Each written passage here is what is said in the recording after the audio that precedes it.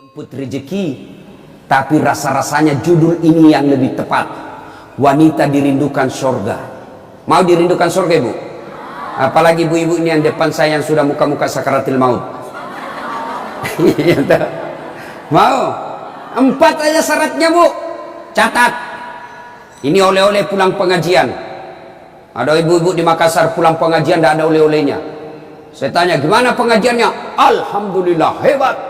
Bagaimana ceramahnya? Hebat memang itu Ustaz, jago dia ceramah. Apa dia bilang? Saya sudah lupa Ustaz. 1 jam kita ceramah, tidak ada dia ingat. Nah, itu pentingnya bawa buku, dicatat. Karena ibu-ibu ini yang sudah usia-usia senja, otaknya ini ibarat kaset sudah kusut. Cicilan belum lunas, suami mau kawin lagi, anak rewel, kan repot itu otaknya. Nah, maka kalau dicatat, ibu saya di rumah biasa kalau ada saya tulis lebar-lebar besar, baru saya tempel dekat panci.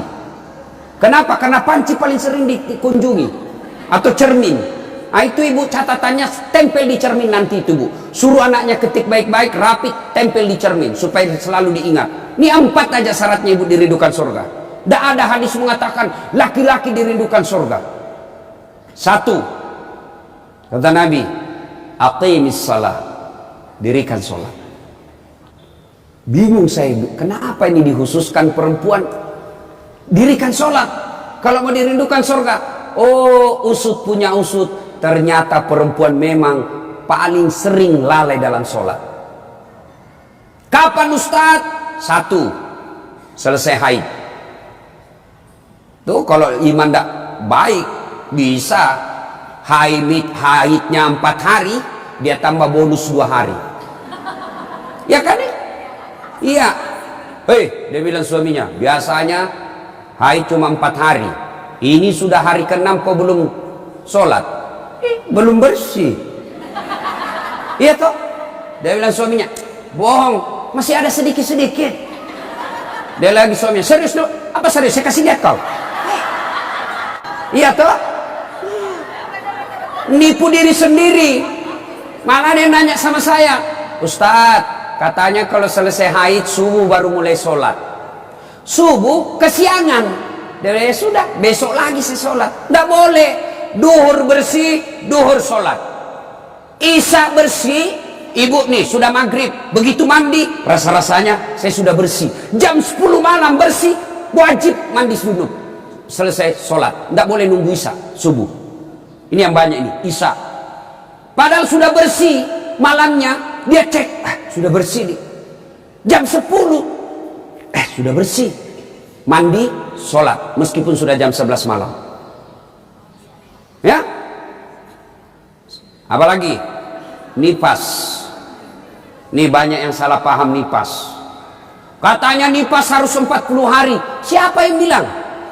Nipas itu tidak harus 40 hari. Bisa jadi lebih 40 hari. Bisa jadi cuma 10 hari. Tergantung ibu bersih atau tidak. Ada teman saya, selesai melahirkan istrinya, dia pergi beli Indomie 1 dos. Saya bilang, apa hubungannya? Ini kan isinya 40 bungkus Ustaz. Jadi 1 hari 1 bungkus, kalau habis ini sudah bersih istri saya. Ayo. Kapan lagi perempuan banyak tidak sholat? Kalau ada pesta. Mukanya dia kira tembok. Coklat, biru, abu-abu, krem. Beleng-beleng. Ini ibu-ibu sekarang ini banyak perempuan palsu. Mohon maaf ya, kalau marah-marah aja. Siapa suruh undang saya? Sekarang banyak perempuan-perempuan palsu. Bulu matanya panjang, palsu. Matanya biru, palsu. Bibirnya merah, palsu.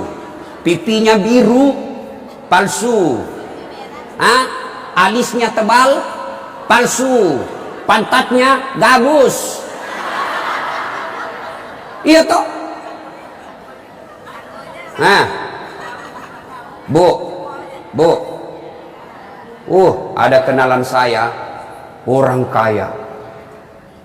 Itu kalau dia tunjuk-tunjuk kapalnya, tanker, suaminya bilang, ini Ustaz. Ya, kalau bunyi ayam kukuruku, masuk uang saya 200 juta. Disewa tiap hari 200 juta. Kalau ini Ustaz 75 juta satu hari.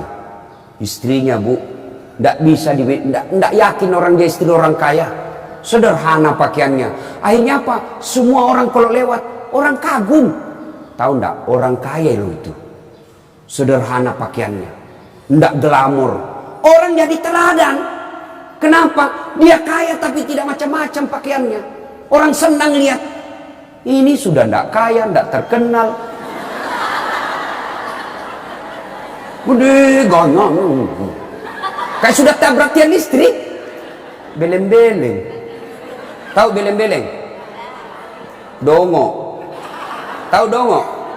Beleng-beleng. Tahu beleng-beleng? Dongo. Tahu dongo?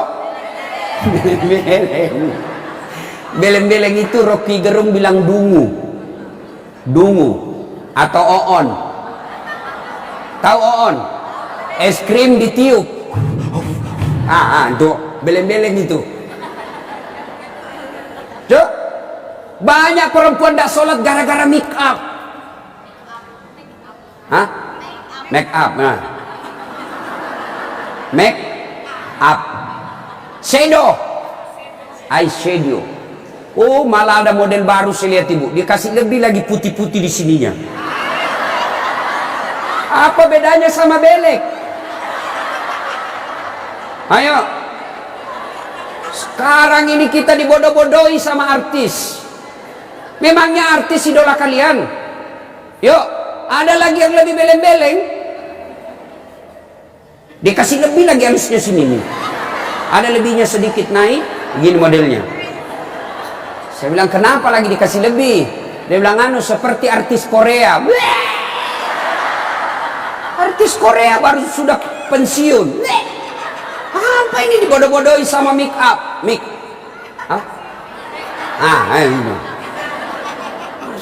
Bu, demi Allah, kami para suami tidak membutuhkan itu semua. Yang kami butuhkan kecantikan hati.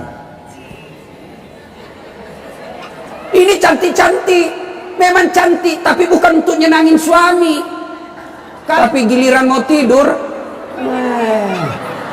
ndak sikat gigi, dan setiap 3 hari ndak dicuci, kelihatan bulu ketek, muka dikasih bedak kencur, dikasih bawang matanya, ngorok. Bagaimana suami ndak menderita? Giliran mau pergi pengantin, Masya Allah, cantik betul. Ibu untuk apa cantik-cantik ini? Biar ibu mondar-mandir macam-macam, tetanggamu tahu ini tetangga saya. Andai kau robot cak menjadi selebriti, mukamu tidak dikenal orang kaya artis Korea, oke lah. Tapi biar diapain orang tahu juga, tetangga saya ini. Udahlah, apalagi ibu yang rajin majelis taklim, tiap minggu, tiap pekan hidup pengajian, tapi tidak ada perubahan, itu rugi, habis waktu, tidak ada guna. Mending tinggal di rumah tidur. Majelis taklim, sudah 4 tahun majelis taklim, tiap pekan dengar pengajian, tapi make upnya malas dia sholat. Yang disenangi Allah cantik hatinya. Kalau hati cantik, meskipun muka tidak halus, orang senang. Ya, gara-gara make up tidak sholat. Jadi bagaimana solusinya Ustaz? Kalau pengantin, mau pengantin, gimana solusinya? Wudhu dulu, baru tancap, sudah itu tahan kentut. Biar sudah wudhu batal, sedikit aja keluar Ustaz batal, ndak habis Ustaz batal. Bagaimana? Nah, apalagi yang membuat orang ibu-ibu nih banyak ndak sholat? Selesai haid, nifas, make up. Yang keempat apa? Jilbab. Banyak ibu-ibu malah sholat gara-gara jilbabnya susah dipakai. Jilbab sakaratil maut. Saya ibu sudah keliling-keliling ceramah. Mana-mana saya ceramah. Saya ke Filipina Selatan, jilbabnya orang Melayu sana, segitiga saja, 1 peniti, selesai. Malaysia juga begitu.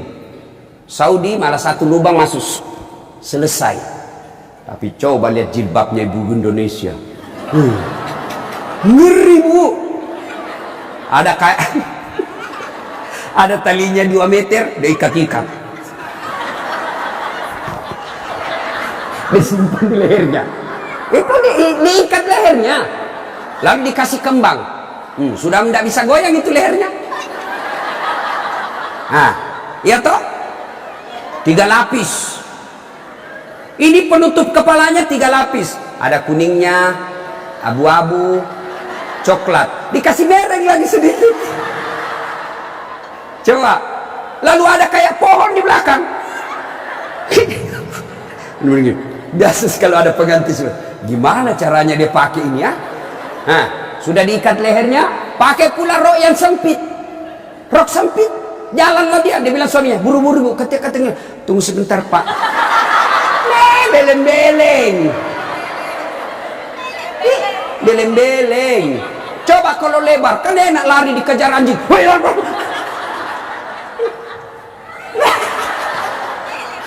Beleng-beleng. Ayo bu, sudah berapa tahun majelis taklim? Sudah berapa tahun hadir pengajian sini? 5 tahun. Mestinya pakaian seperti itu ditinggalkan. Apa dilarang? Tidak dilarang.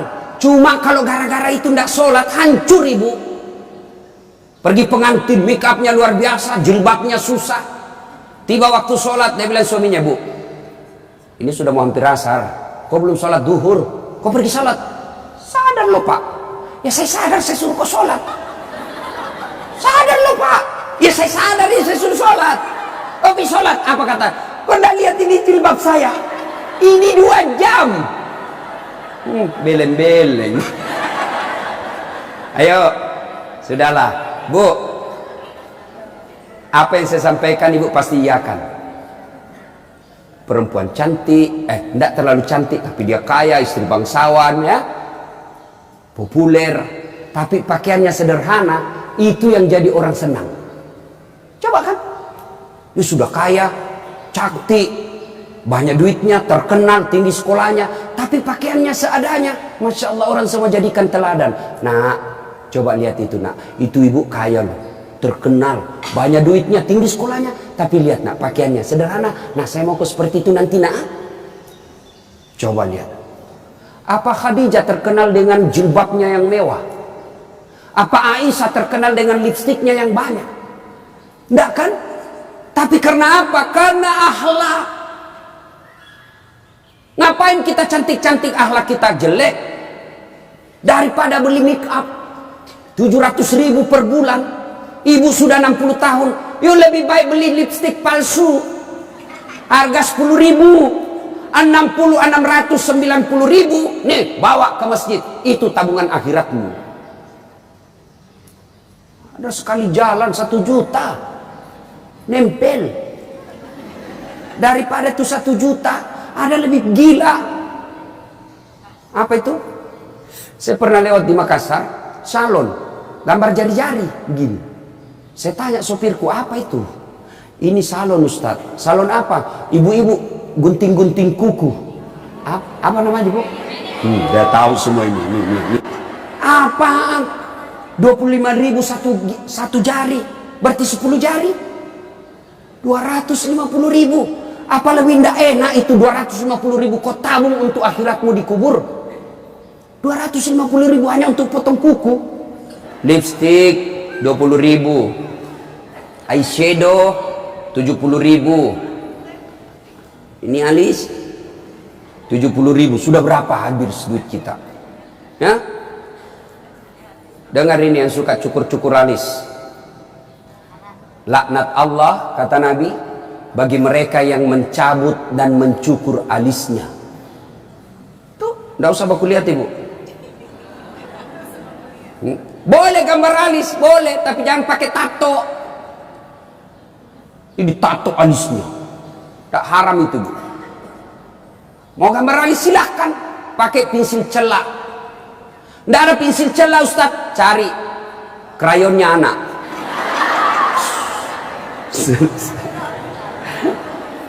Nah ya, Kalau ada pengantin, ibu-ibu silakan make up, tapi jangan berlebih. Jangan gara make up dan jilbab ibu tidak sholat padahal sudah 5 tahun majelis taklim. Auzubillah min zalik. Tidak ada gunanya itu. Maka tunaikan sholat dengan sebaik-baiknya, ibu akan dirindukan oleh surga. Saya sudah sholat Ustaz, kenapa hidup saya masih susah? Berarti sholatnya belum sempurna. Ada yang di sini sakit ibu, asam urat, gula, kecil buat Allah sembuhkan itu. Kecil. Apa susahnya Allah sembuhkan penyakit itu? Kecil. Cuma kadangkala ketika kita sakit kita lupa Allah. Kita lebih senang ke dokter. Emang dokter yang sembuhkan penyakit? Ya. Mohon maaf kalau ada dokter di sini. Sampai detik ini saya belum pernah ketemu dokter yang hebat. Kenapa? Begitu saya ke dokter, saya juga yang kasih tahu penyakitku. Iya toh? Assalamualaikum dok. Waalaikumsalam Ustaz. Masih sini Ustaz. Kenapa Ustaz? Mencret-mencret dok. Mules terus perutku dok. Kenapa bisa? Dalam hatiku, ya urusanmu dong, kan kau dokter. Masa saya kau tanya? Yang hebat kalau baru muncul, Ustaz pasti mencret. Itu yang hebat. Tapi tidak. Allah tanpa diberitahukan, tanpa curhat, Allah tahu apa penyakitnya ibu. Maka datang sholat. Sudah itu sholat, sudah itu sholat, sudah itu sholat, baru ke dokter. Ayo perbaiki sholat ibu. Tidak ada susahnya Allah kasih dunia. Ustaz, saya sudah 30 tahun rantau ke Jogja, tidak bisa beli rumah Ustaz, masih ngontrak-ngontrak. Tidak usah cari capapnya, periksa sholatmu. Saya sholat Ustaz, kok begitu hidupku? Berarti belum ikhlas. Mana buktinya belum ikhlas? Suka nunda-nunda sholat. Asar sholatnya dekat duhur, duhur sholatnya dekat asar. Berarti ibu perhatikan ya. Coba sholat maghribnya itu juga wuduknya asar, itu juga maghrib, itu juga isya, karena berdekatan. Itu tidak ikhlas. Sholat Ustaz, betul ibu sholat, tapi pakaiannya itu juga dipakai masak, itu juga dipakai bertetangga, itu juga dipakai ke pasar, itu juga dipakai tidur, tidurnya ngiler lagi. Pas dibangun suaminya, dipakai lagi sholat, najis. Pantas 30 tahun sholat, sholatnya tidak bisa memperbaiki hidupnya. Kenapa? Sholatnya tidak sesuai yang diajarkan Nabi. Saya sholat Ustaz, betul ibu sholat, tapi tidak semangat. Allah.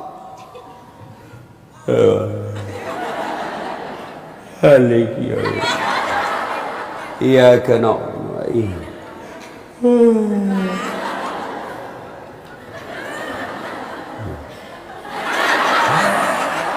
Ada juga yang sholat seperti itu. Ada yang sholat gitu. Allahu Akbar. Sholat kayak ditiup angin.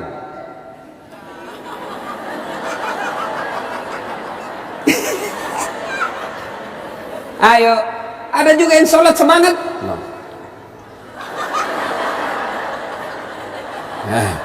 Kan ketawa karena ibu membayangkan diri sendiri. Ada juga yang sholat cari duit. Allahu Akbar. Iya kena berdoa. Duit saya tadi 100. Beli sayur 50.000. Beli pulsa 20.000. Allahu Akbar. Mana yang 30 ya? Allahu.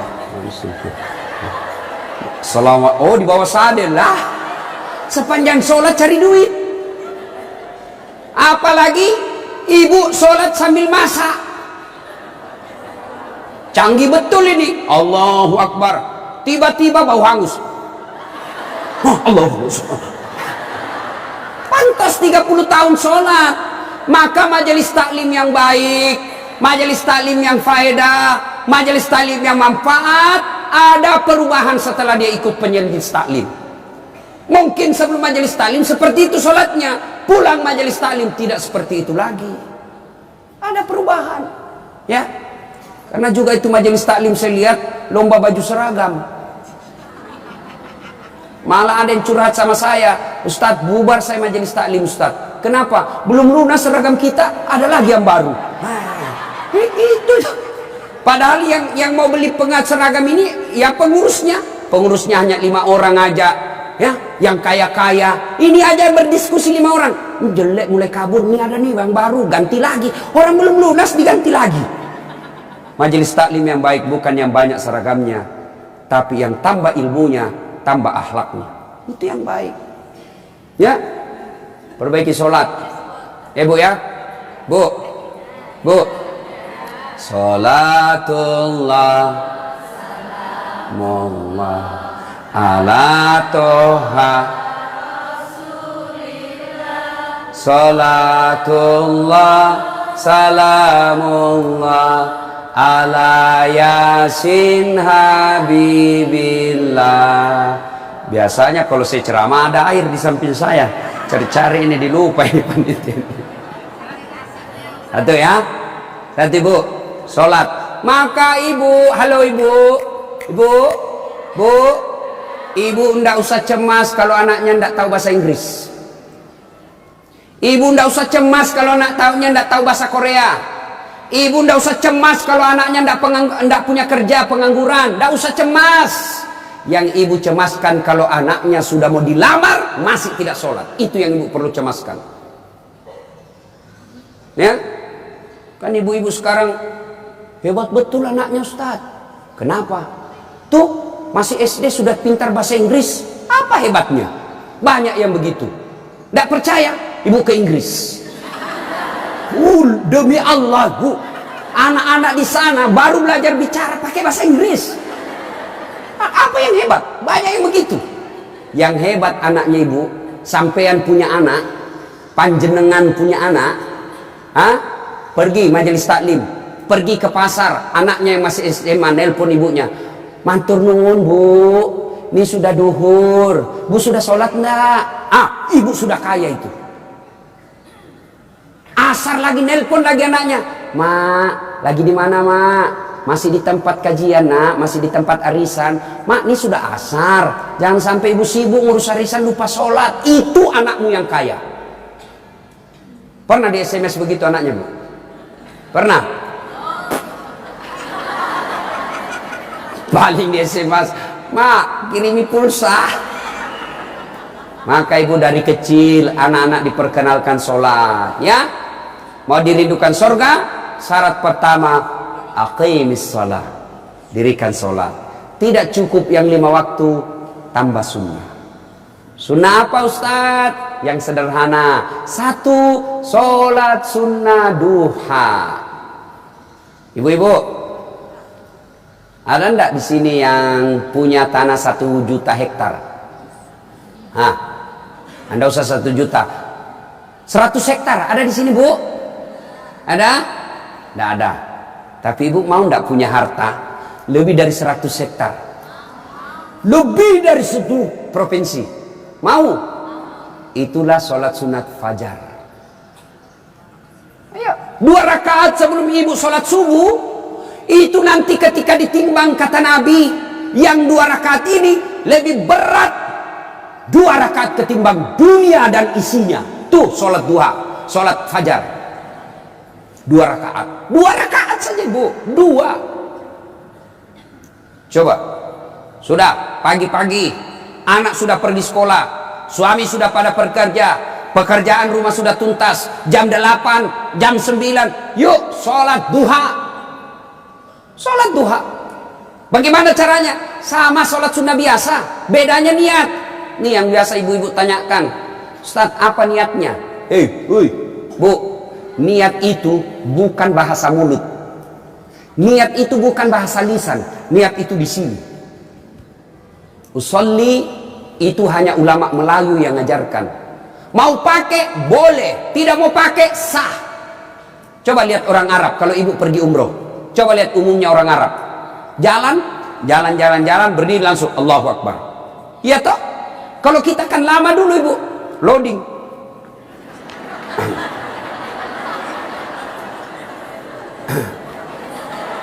Allah. Duduk Saya tanya, kenapa tidak jadi sholat ibu? Saya lupa sholinya. Boleh tidak ucapkan. Mau ucapkan silahkan. Usalli sunnatal duha raka'ataini lillahi ta'ala. Saya niat sholat sunnah duha 2 rakaat. Sunnah hukumnya bagi saya lillahi ta'ala. Allahu Akbar. Tuh. Nggak hafal juga itu Ustaz. Ambil jalan pintas. Berdiri tegak, menghadap ke kiblat, baru ibu bilang begini, Tuhan, sholat sunnah duha ya. Allahu Akbar. Boleh. Benar, boleh bu. 2 rakaat berikutnya ulang lagi. Tuhan, masih seperti yang tadi. Allahu Akbar. Boleh, benar. Daripada ibu nunggu bahasa Arabnya, ndak hafal, ibu ndak sholat. Itu sholat duha ibu. Bu, suami pergi cari nafkah. Anak sudah pergi sekolah. Ibu sholat duha. 2 rakaat salam, 2 rakaat salam, 2 rakaat salam, 2 rakaat salam. Boleh 2 rakaat, bagus 4 rakaat, lebih utama lagi 6 rakaat, lebih mulia lagi 8 rakaat. Boleh 2, boleh. Kalau ibu sibuk 2 aja boleh. Bacaannya sama sholat sunnah yang lain. Nggak hafal banyak ayat-ayat Ustaz, ya sudah yang ibu hafal aja. Kul ya sudah kul aja. Rakaat pertama kul huwallah, rakaat kedua kul huwallah lagi. Nggak apa-apa. Bahkan boleh begini bu, Allah waladhdallin amin bismillahirrahmanirrahim alif lam mim Allahu Akbar. Boleh. Rakaat kedua Allahu amin bismillahirrahmanirrahim yasin Allahu Akbar. Boleh. Benar boleh. Jelas.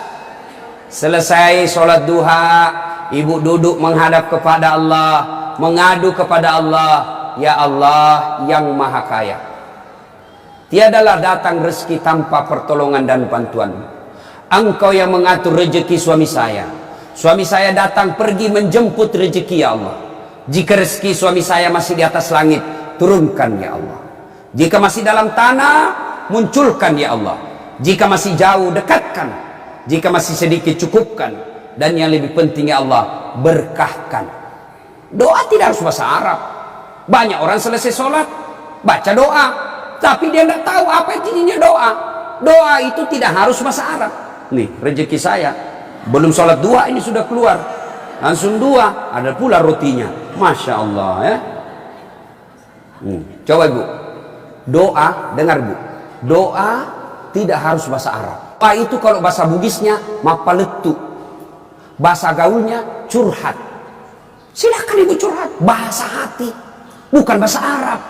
Ibu bahasa Arab belum lagi salah ucap, nggak ngerti apa yang ibu baca. Malaikat bingung, apa maksudnya ini ibu ini? Apa maksudnya ini ibu? Mau minta rezeki ternyata doanya apa? Minta anak. Bingung kan malaikat. Jadi boleh bu, ya Allah, bukakan pintu rezekiku ya Allah. Mudahkan suamiku memperoleh rezekinya ya Allah. Sudah itu SMS suami, bang, jangan menghalalkan segala cara. Baru aja aku doakan abangku selamat dalam mencari nafkah. Salam sayang selalu dari istrimu di rumah. Senang itu. Saya ibu, itu istri saya. Kalau dia SMS begitu, saya kasih lihat semua temanku. Istriku ini SMS-nya. SMS begitu suaminya bu. Jangan galau bang, jangan putus asa bang. Rezeki Allah yang tentukan. Selama abang berusaha, rezeki itu ada. Pun kalau terbatas, percayalah saya tetap setia mendampingimu.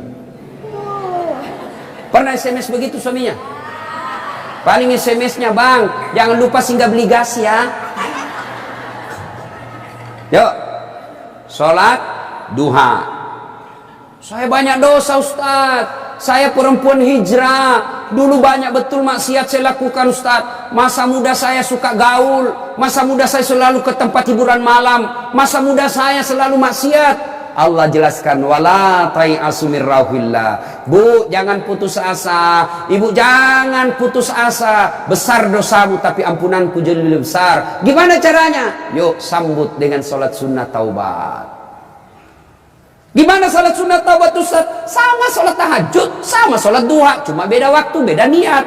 Kalau duha pagi hari, salat taubat boleh pagi, boleh, tapi waktu paling bagus yang dilaksanakan Nabi selesai salat maghrib nunggu isya. Jadi ibu tidak ada kegiatan nih, sudah maghrib, datang ke masjid, nunggu isya, tidak usah pulang, nunggunya salat taubat 6 rakaat. 2 rakaat salam, 2 rakaat salam, 2 rakaat salam, 6. Boleh 2, boleh. Salat taubatnya, niatnya, sholli sunnatal taubat raka'ataini lillahi ta'ala. Saya niat salat sunat taubat 2 rakaat, sunnah hukumnya bagi saya lillahi ta'ala. Allahu Akbar. Baca doa iftitah, baca Al-Fatihah, baca surah pendek, ruku, itidal, sujud, dan seterusnya. Kapan taubatnya Ustaz? Sujud terakhir. Sujud terakhir. Ibu taubat. Ya Allah, tadi saya hilap ya Allah. Di kantor saya hilap. Dia pegang tanganku, bosku. Dia remas-remas jari-jari itu ya. Aku pun membalasnya ya Allah. Akhirnya beremas-remaslah kami ya Allah. Ya Allah, saya hilap ya Allah. Maafkan saya Allah. Rabbana la tusik qulubana ba'da is hadaitana wa hab lana min ladunka rahmah. Ya Allah, saya hilap ya Allah. Ampuni saya. Jangan engkau palingkan hati hamba, jangan engkau sesatkan hati hamba setelah engkau berikan hidayah ya Allah. Ampuni saya ya Allah. Allah ampuni. Yang penting tobatnya tobatan nasuha. Jangan tobat ibu hamil. Ibu-ibu masih ingat waktu hamil? Melahirkan. Ingat waktu melahirkan? Tidak mau lagi saya Pak. Tobat. Hancur saya Pak. Tidak mau lagi saya. Terakhir ini saya hamil, terakhir Pak, tidak mau lagi saya hamil. Terakhir tidak mau lagi. 6 bulan kemudian hamil lagi. Ya. Nah, banyak jenis-jenis sholat sunnah, tapi lain waktu kita laksanakan, lain waktu kita lanjut. Pertama, dirindukan surga, dirikan sholat. Yang kedua, kata Nabi, wasyamu Ramadan. Berpuasalah di bulan suci Ramadan. Alhamdulillah, tuntas puasa Ramadan. Tapi jangan puas sampai di situ, Bu. Maka kita lanjutkan dengan puasa Senin Kamis. Ya, puasa yang paling baik, puasa yang tidak pernah ditinggalkan Rasulullah, puasa Senin Kamis. Bu-ibu nih yang agak lebih berat badannya, bukan gemuk, cuma perbandingannya kurus. Bukan. Orang bilang, Ustadz kurus betul. Bukan kurus, kamu yang gendut. Yang lebih-lebih berat badannya, yuk terapi Senin Kamis. Senin Kamis. Ibu-ibu mau sehat, Senin Kamis. Bagaimana? Mulai Kamis ini jangan pernah lagi lepas puasa. Bangun, makan sahur. Ternyata jam 9 lupa kalau puasa, makan aja. Terbiasa kan setiap pagi kita sarapan. Nah, Kamis ini kita mulai, karena kebiasaan kita bertahun-tahun sarapan, ya sarapan makan. Begitu lagi selesai, Kamis, ternyata saya puasa, lanjut, boleh. Yang tadi 1 mangkuk rezeki, ibu lupa, ternyata siang makan lagi, Kamis, puasa, lanjut lagi Bu. Benar, ibu lupa, lanjut. Boleh. Ternyata asar ada lagi kasih es cendol. Saya puasa. Sudah, rezeki ibu itu. Yang penting betul lupa. Saya sering begitu Ibu. Lanjut, karena saya lupa. Orang lupa tidak kena hukum. Tiba-tiba saya diajak makan coto. Ustaz, coto. Namanya kita senang ditraktir. Begitu habis, saya puasa rupanya. Tidak apa-apa, lanjut. Boleh. Yang tidak boleh, ibu misalnya kan, misal Bismillahirrahmanirrahim, misal sudah di dalam nih, sudah ada di dalam, baru sadar, saya puasa. Jangan bilang terlanjur, batal itu. Maka kalau dia sudah di dalam mulut, langsung ingat saya puasa, muntahkan, cuci, sah. Biar ibu 3 kali makan dalam sehari, yang penting betul-betul lupa. Begitu kan, ma makan puasa. Oh iya nak, sah. Coba ibu besok, mulai hari Kamis ini. Ternyata jam 10, jam 11 lolos, jam 12 masih bisa, jam 1 tidak tahan. Datang tetangga bawa kue, nyaman lagi. Wah, sudahlah, ya sudah buka. Dari jam subuh sampai jam 1 ibu sudah dapat pahala. Cuma sayang kalau sudah jam 2 rusak. Ibu betul-betul imannya lemah. Masa sudah setengah jalan masih ubu. Tapi pun kalau buka karena sakit, silahkan buka. Sudah dapat pahalanya itu. Coba mulai Kamis ini. Itulah yang disebut majelis taklim yang sukses. Ada perubahan tiap pekannya, ada perbaikan tiap bulannya. Tahun lalu belum biasa Senin Kamis. Tahun ini terbiasa Senin Kamis, majelis taklim yang manfaat. Ya, Senin Kamis. Yang ketiga, karena waktu yang sangat terbatas, ini dirindukan oleh surga. Apa itu? Menaati perintah suami. Ini yang berat ini. Taat sama suami ini berat. Bu, berat. Bu, dengar ibu. Ada pada zaman Nabi, bertetangga nih. Tiba-tiba ibu yang tetangganya ini wafat, ibunya. Maka tetangganya datang. Misal nih, dia bertetangga, meninggal nih tetangganya, dia datang panggil anaknya, anak tetangga. Bu Haji, emak sampean wafat, datanglah membesuknya. Mulai dari sakit. Mohon maaf Bu, saya tidak bisa besuk ibu saya tahu sakit, tapi suamiku keluar. Saya dipesan tidak boleh pulang, tinggalkan rumah sebelum pulang. Pulang yang utusan. Sakaratil maut sudah ibunya, datang lagi. Bu, ibu sampean sudah sakaratil maut, datanglah aku besuk. Mau sekali, tapi mohon maaf suami saya belum pulang. Pulang lagi utusan. Wafat ibunya. Bu, yang terakhir kalinya, bumu sudah wafat, maka mau dimakamkan, kau datanglah sekali aja sebelum dimakamkan. Apa kata ibu? Mohon maaf suami saya belum pulang, saya dilarang keluar sebelum pulang. Saya doakan ibu saya dimakamkan. Tidak datang ini anaknya, marah ini utusan. Dia datang kepada Nabi melapor, ya Rasulullah, keterlaluan betul itu tetangga saya. Mulai dari sakit, sakaratil maut, sampai wafat, dimakamkan, tidak datang besuk ibunya. Saya 3 kali datang memanggilnya, ya Rasul. Nabi kata, wih, nak durhaka betul itu. Kok bisa begitu? Kenapa bisa? Ya Rasulullah, suaminya pergi jihad, perang, dipesan sama suaminya, jangan pernah tinggalkan rumah sebelum saya pulang. Mendengar ini, apakah Nabi marah? Subhanallah, dengar ibu, subhanallah. Nabi lalu bersabda, alhamdulillah, diampuni dosa ibu yang wafat karena punya anak, istri yang taat sama suaminya. Masya Allah. Kira-kira masih ada istri zaman sekarang begini? Masih ada? Baru 10 menit pergi suaminya, dia telepon temannya, datang aja, suami saya sudah keluar. Bu, taat sama suami, itu pintar redanya ibu masuk surga. Ibu mau tahu enggak fungsi utama suami? Bu, halo ibu, fungsi utama seorang suami, ibu mau tahu? Mau tahu ibu? Jalan pintasnya ibu masuk surga, passwordnya masuk surga. Kenapa? Ridha suami itu ridhanya Allah. Kalau ibu sudah ridhanya, suami sudah ridha sama ibu, Allah tersenyum kepada ibu. Sebaliknya, kalau suami tidak senang sama ibu, tidak pernah baik hatinya suami sama ibu, percayalah, susah ibu masuk surga. Betul, ridhanya Allah itu tergantung ridha suami. Kenapa bisa Ustaz? Karena kami ini suami yang nanggung ibu dunia akhirat. Ibu kira enak jadi suami? Dipikir bagaimana supaya kita bisa beli mobil, ibu bisa enggak kena matahari jalan.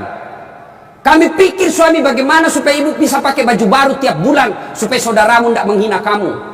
Dipikir bagaimana supaya suami istri saya pakai emas, berlian, supaya tetangganya tidak menghina dia. Itu dipikir semua oleh suaminya.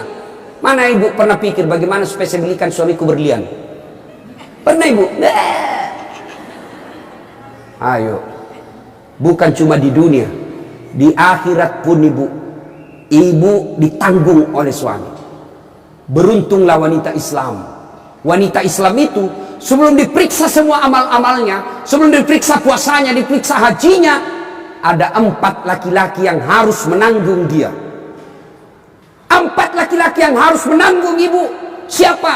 1, orang tua, bapak. 2, suami. 3, anak laki-laki. 4, saudara laki-laki. Ini 4 yang bertanggung jawab terhadap ibu. Kenapa itu perempuan dia pakai jilbab? Ditanya suaminya, ditanya bapaknya, ditanya anak laki-lakinya, ditanya saudara laki-lakinya. Ternyata ini 4 laki-laki yang tidak beres, maka ibu bebas tugas. Itu enaknya jadi perempuan Islam. Beda kami laki-laki.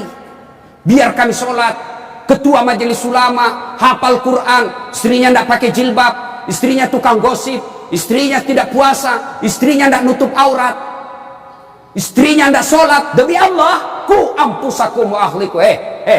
Suamimu nih, kau masuk neraka sama istrimu. Ditanggung ibu dunia sampai akhirat. Suamiku tukang selingkuh, Ustaz, suamiku pemabuk, suamiku tukang tipu, suamiku koruptor, tidak ada hubungan, dia yang tanggung dosanya. Ibu kalau baik agamanya, tadkhulul jannati bisalam. Kata Nabi, nih 7 pintu surga, ibu pilih mana yang ibu mau masuki. Tidak ada urusan dengan suamimu. Itu enaknya. Jadi ibu jangan suka ngomel-ngomel. Beruntunglah ibu menjadi wanita Islam. Supaya sekali ngeluh, suami saya anu Ustaz. Ini lebih parah lagi, dia curhat di Facebook. Ada juga ibu-ibu sekarang suka sekali ungkap aib suaminya di medsos. Di mana di kau? Tak kusangka kau begitu. Kesepian banget, Fred. Apa yang begini? Ya, ibu taat perintah suami. Passwordnya ibu masuk surga, tidak suami. Tapi kalau ibu durhaka sama suami, susah. Perempuan sekarang kan banyak tidak hormat sama suaminya. Ketika Nabi Isra Mi'raj kan diperlihatkan masuk Nabi surga, Masya Allah banyak betul penghuni perempuan. Begitu Nabi masuk neraka, na'udzubillah min dzalik, lebih banyak lagi perempuan di neraka. Lalu ditanya Nabi sama sahabat, kenapa bisa begitu ya Rasul? Ada 2 kelemahan perempuan. 1, tidak bisa tahan mulutnya cerita kejelekan orang. Yang kedua, dia tidak taat dan tidak mensyukuri suaminya. Itu sebabnya. Kalau ibu pandai mengendalikan mulut tidak cerita orang, yang kedua taat sama suami, gampang ibu masuk surga. Cuman kita kan ini penyakit kita. Datang begini masih gosip tuh. Dapat tepi gersang.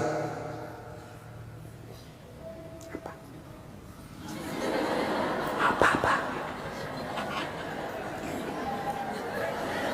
Apa sih? Enggak tahu, bertanya dong. Saya pun digosip. Begitu saya lewat, itu juga bajunya waktu di TV One. Ada urusan. Nenek ibu-ibu. Palsu. Aku tahu. Hitam itu di gelangnya. Palsu. Palsu lipstiknya. Kenapa kau tahu? Tuh melengket di giginya. Semua dia habis dosanya. Ibu, 1, sholat. 2, puasa. 3, taati suami. 4, jaga harga diri. Jaga harga diri. Bagaimana menjaga harga diri seorang perempuan? Bermula dari pakaian. Ibu-ibu jangan lagi pakai jilbab apa itu? Untuk sekarang kan ada istilah jilbab syar'i. Dulu kan ada ibu-ibu pakai jilbab tapi ketat. Celananya ketat, bajunya ketat. Akhirnya apa? Jalan seperti orang di kampungku bilang buras. Tahu buras ibu? Hah? Lontong. Lontong. Coba lontong kalau dibuka kan masih ada kentara itu anunya, bekas-bekas ikatannya. Bu, wanita soleha, istri yang baik, pakaiannya tidak seperti itu. Salah satu menjaga harga diri, tidak pernah keluar tanpa izin suaminya. Kan biasa ibu-ibu keberatan. Kok suami lagi? Tapi ingat ibu, ridanya anak ada sama ibu. Allah itu maha adil. Bu mau masuk surga, bakti sama suami. Suami mau masuk surga, bakti sama ibu. Itu putar aja. Jangan lagi ada yang cemburu. Ustaz, saya serumah mertua saya. Kenapa ya suami saya perhatian betul sama mamanya, sudah punya anak yang lain, kok suami saya terus dibebani beli ini, minta sama suami? Saya bilang, bu sadar dong bu, bersyukur suamimu begitu. Mudah-mudahan nanti anakmu pun sudah menikah dengan wanita lain, dia masih memperlakukan kau seperti ibunya sekarang. Jangan malah sentimen, suami saya begini, suami saya begini. Ibu berapa tahun sama suami? Baru 25 tahun. Itu ibunya dari perutnya. Saya heran kalau ada perempuan cemburu sama mertuanya. Tak sadar. Gimana nanti kalau ibu punya mantu yang juga kurang ajar? Mau? Maka saya bilang sama istri saya, boleh kau maki-maki saya, boleh kau hina saya, boleh kau lempar kepalaku, yang penting tidak kena. Satu yang tidak boleh, jangan kau lukai perasaan ibu saya. Begitu ibu saya luka perasaannya, kau pembuat sial, keluar kau dari rumah. Tidak ada toleransi. Begitu mestinya kita jadi istri. Kalau ibu-ibu masih susah hidupnya, koreksi aja deh, barangkali durhaka sama mertua. Nah, bagaimana mengabdi kepada orang tua, bagaimana mengurus anak, insya Allah lain waktu dan kesempatan kita akan lanjutkan. Akhirnya kita simpulkan, wanita yang ingin dirindukan surga, 1, pelihara sholat. 2, 3, taat pada perintah suami selama perintah itu tidak melanggar agama. Yang keempat, jaga harga diri. Insyaallah kalau ini kita lakukan, maka Nabi jelaskan, silahkan masuk surga, tadkhulul jannati bisalam. Silahkan masuk surga dari pintu mana yang ibu mau suka. Subhanallah. Inilah tausiah kita, mudah-mudahan ada manfaat. Terima kasih Ibu Li yang berkomunikasi kepada saya selama ini. Mohon maaf jika selama ini ada komunikasi yang tidak berkenan, dan terima kasih sehingga saya punya ladang amal untuk datang di tempat ini. Mudah-mudahan ada manfaat.